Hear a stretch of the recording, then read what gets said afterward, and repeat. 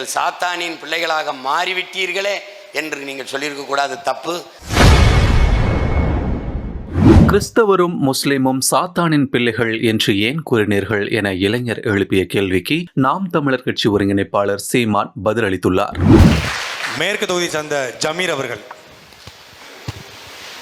வணக்கம்ண்ணா. இஸ்லாமியர்களையும் கிறிஸ்தவர்களையும் சாத்தானின் பிள்ளைகள்னு சொன்னீங்களே, அது இன்னைக்கு வரைக்கும் நிறைய விமர்சனங்கள் எழுந்து வந்தது. அது நீங்கள் சொன்னது நோக்கம் என்னன்னா? இந்த சாத்தானின் பிள்ளைகள் நான் சொல்லலை.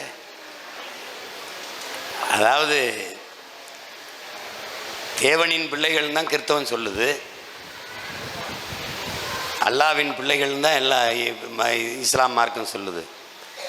அப்படி இருக்க வேண்டியவங்க சாத்தானின் பிள்ளைகளாக மாறிட்டீங்களேன்னு தான் சொன்னேன். அந்த வார்த்தை நீங்கள் கோபத்தில் பேசினாலும் நீ சரியாக தான் பேசியிருக்கேன். நான் நீண்ட காலமாக ஆதங்கத்தில், என் இன மக்கள் மீது இருந்த பற்றில், பெருங்காதலில், ஒரு எளிய மகன் ஒரு சாதாரண பின்புலத்திலிருந்து இவ்வளோ ஏறி வரும்போது என் கூட நிற்க வேண்டிய என் சொந்தங்கள் எல்லா வழியிலையும் அநீதியை இந்த மக்களுக்கு செய்த இயக்கங்களை ஆதரித்து நிற்கிறதுல ஒரு வழி எனக்கு இருக்குது.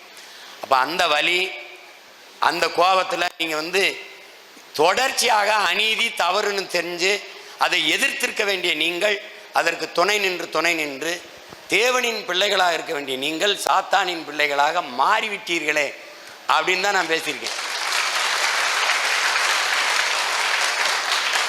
அதுக்கு என் தம்பி, அதுக்கு ஒரு இஸ்லாமிய தம்பி, நீங்கள் சாத்தானின் பிள்ளைகளாக மாறிவிட்டீர்களே என்று நீங்கள் சொல்லியிருக்க கூடாது, தப்பு.